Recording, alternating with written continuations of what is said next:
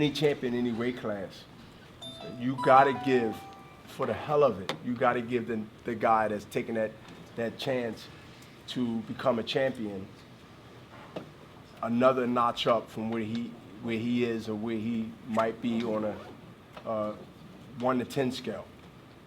Automatically, when a person, and I can relate to this, get a chance to fight for a championship, you got to say that he's going to be better than he was at any other fight in his career, because he understands, A, that he's fighting a person that he can't make a mistake, that he can't look at it as there's more opportunities out there, especially at this stage when there's so many fighters and less dates to be shown on TV.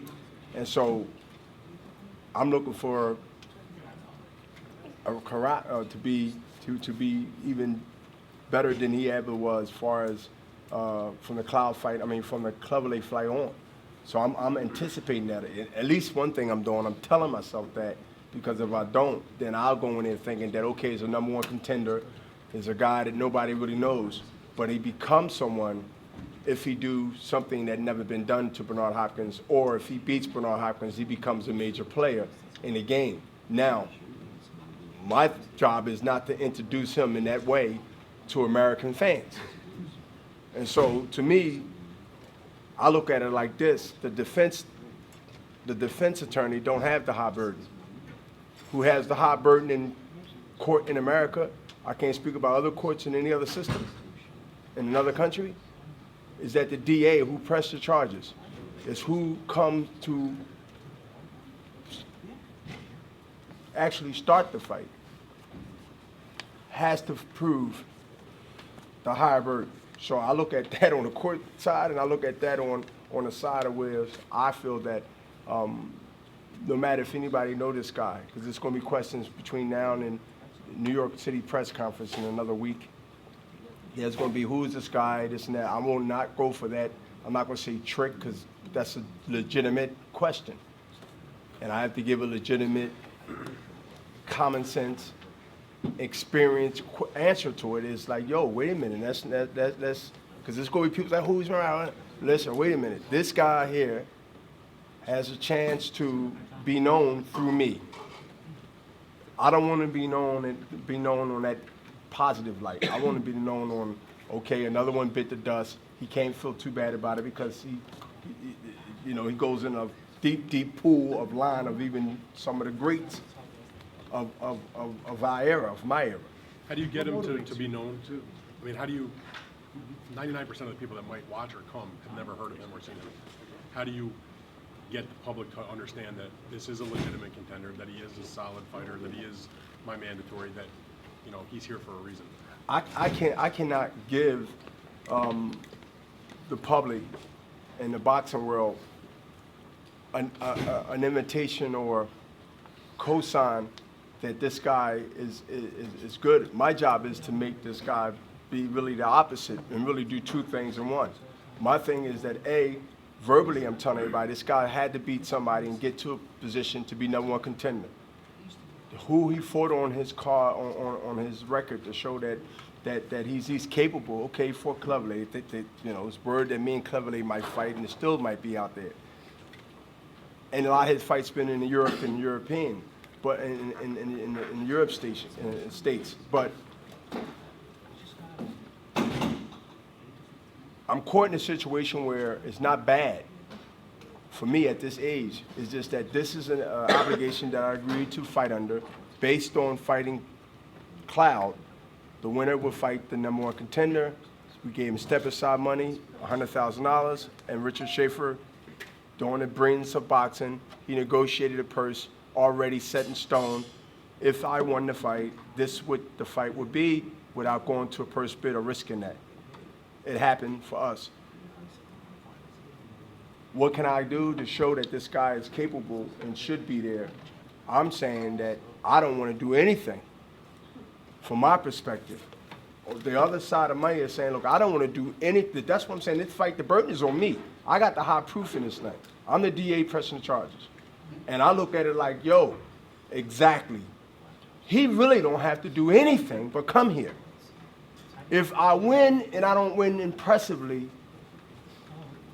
you know, there might be fights out there, but I need to have this fight to be to the point where even in this position, I can call out anybody in the light heavyweight division or a super middleweight division or the guys that don't want to come up because I'm still there. There's a lot of guys that's really on Jenny Craig because they don't want to come up to my weight class. And so I understand that. Listen, I understand that there's a lot of guys underneath me just waiting for B-Hop to leave so that light heavyweight division will be back to the 80s. And anybody know about the 80s and the late 70s in light heavyweight division when you had Marvin Johnson and Saad Muhammad and you had, you know, all these guys, the Mike Rossmans of the world. You know, a lot of these guys come out of Philadelphia and Jersey, the Jerry Bo Martins. And, you know, the light heavyweight division, if you look at the next two or the weight division underneath, because nobody comes from cruiserweight and go down, they go to heavyweight. So you look at from the middleweight, the super middleweight, and the light heavyweight division, those guys don't go down in weight, they come up in weight. And so I look at that being a crossroad in the next year or less, that the light heavyweight division will be, with the names and the talent underneath that, it's going to be something that I know is going to blossom, and I'm looking at it this year. So I have to make sure that even though nobody know this guy, good, I don't want you to know him. Only when it comes to promote this fight, and then when I take care of this mandatory, and I take care of this defense as a light heavyweight champion, one of the lightweight champions, then I would be able to say, let's unify if we can do it, or those super middleweights and two good bouts is coming up, at least one was canceled, and one is coming up, and I think y'all know who I'm talking about. It's right underneath my weight class. It's easy to eat 175 pounds, everybody know it. There's only a stopover from 68 to B75 within a blink of an eye. So there's the burden again. It's on Bernard Hopkins. So not only am I fighting Karo Murat, I'm fighting the next super fight that I didn't have since the De La Hoya fight. If my memory and my numbers is right, the last super fight that I've been involved in was my partner, Oscar De La Hoya. And if I might be off with some numbers, that was well over 6 years. So I'm craving for that, to be motivated more, to know that I got to not only look good in this fight, but I got to win this fight spectacular. And I know this fight's more in stake than even the Cloud fight, but I had to get through the Cloud fight to get here. Because y'all knew Cloud. Y'all knew Cloud. Y'all knew who Cloud was, and y'all knew what Cloud was capable of. And some say the Cloud fight was tailor-made, his style was tailor-made. Well, this guy has a straightforward style also. And he's coming from the fights that I've seen, which is few. He comes hands up, more like a winky right, and he comes forward. And so, and again, I keep building a case against me, but I'm not building a case against you. I'm just telling you, you might not know this guy, but in the same token, look what all the challenges that I have to actually overcome, even to fight him or anybody else that was known or not known in this particular fight here. Because when July 13th comes, and if you do the math for the numbers, that makes me 48 and a half years old. 48 and a half years old. I have to remind people of that because that's very close to 50. And if let me finish for a minute, because I know if I downplay the age factor with the success, then I'm doing myself a PR disservice. And I've learned how to say to myself, if I be nonchalant about something that's not done often in any sport, then I'm a damn fool. Because if it was happening in basketball, if it was happening in football, rugby, hockey, golf, then there will be an outpour of what a unique thing / what Lance Armstrong fooled y'all with. So I must be boldly but correct and accurate by saying that here's me, who ready to fight Karo Murat or Donald Duck, who's representing the highest level of representation of a world champion at 48 years old. I can't let nobody, not that Dan is doing this, but I can't nobody let them give me all the credit. No, and give me all the credit and say that Bernard, with you, who's counting? I'm counting. Because if I don't let it, listen, no, because I've been hearing, but because I can't let the industry or people out of the industry downplay it because of the way I live, the way I am, and the way the stories get to be old to people because I've been around so long where it's like, okay, yeah, we know Bernard East Coast, none of this. But if for my own personal reasons after boxing, if I'm planning on building the brand of Bernard Hopkins on the positive side and sending the message to the young kids and even the older kids and the older people that you can do things without cheating. You can do things without taking a shortcut. Here's a fighter that fought our friend Gabe. Gabe from Philadelphia, who fought on the undercard of the Mayweather fight. And Rosado is a guy that I use in camp for championship fights that I had at least 7 times. He's considered my protege. And he trains with Danny Davis in the gym with the weights as we speak today. So when you see guys fight their heart out, and I know I might be jumping another horse, but I'm gonna come back to what this real sit down is. And when you see guys that put their heart out and train hard and want to change things for their family and themselves, and then you see somebody else who in the same business that you into, that got to do something, right? Everybody knows what they taking. We're grown men. When somebody gives you something to say, take this, and you don't question it, you should take full responsibility.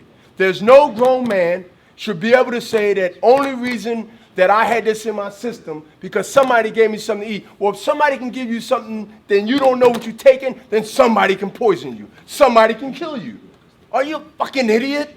So when I hear this stuff, man, it makes me fucking mad because when you see a guy that's doing it the right way, and you see these people sitting around and they nonchalant it until it backfire and to the point where you show that you're looking like you're supposed to be 48 years old or 50. But when you do something the right way, this country got a problem really with right.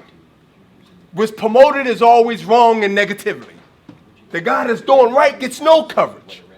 But the guy that's scudduggery, subterfuge, and deceit, that's the news. That's what country we live in. I can't change it. I'm just bold enough to speak about it. So we all hypocrites, including me. Because if this sells more than this, then why are we talking about positivity when we really don't mean that? What we mean is what sells. And what sells is subterfuge and deceit. Look it up. So here I am, a year and a half from being 50 time July 13th come. And I'm still taking names and whooping ass. And you telling me that's not a story because I'm in this secret world of boxer, like the secret world in the world?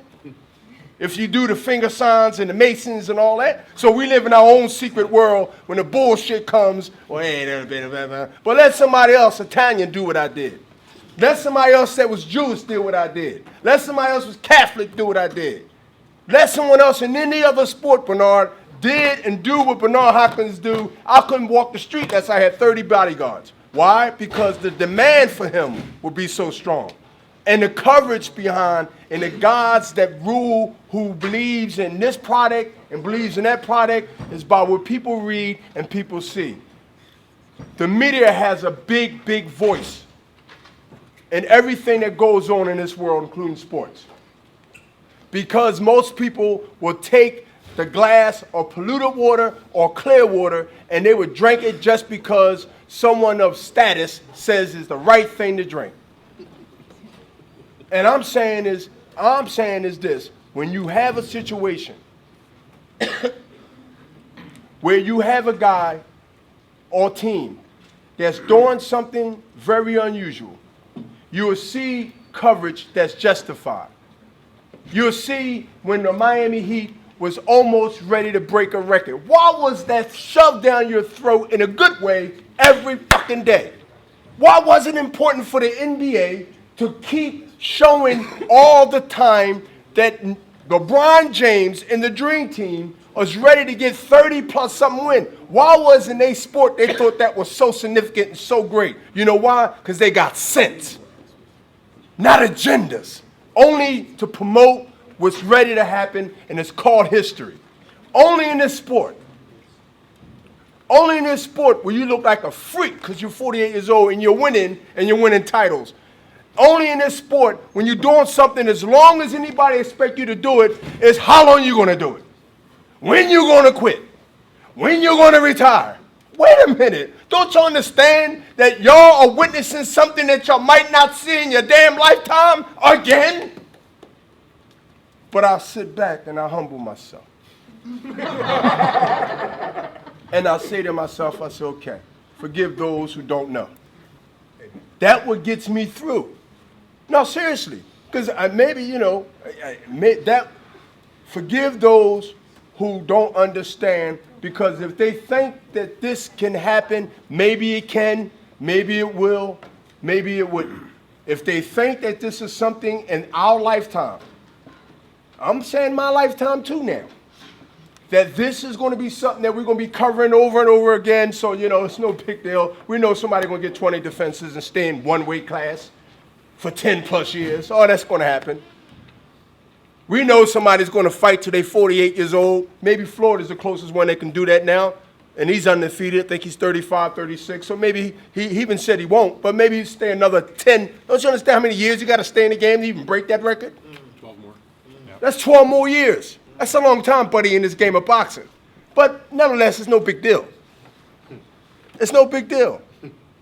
But when I look at things like Dan and Bernard and everybody here, and this conversation has nothing to do with any pointing at anybody in boxing. This is now broad, right? This is broad. I'm going to use Lance Armstrong for a minute. And I've been using him a lot, even with the last fight. Because I'll piss in any bottle. I will give my stool if they need that, my spit. I will let them follow me around and see what I eat, which Comcast already did. They still show it every now and then on the archives. Matter of fact, they had something old on yesterday leading up to the Oscar De La Hoya fight. I watched it in the bed in the hotel yesterday.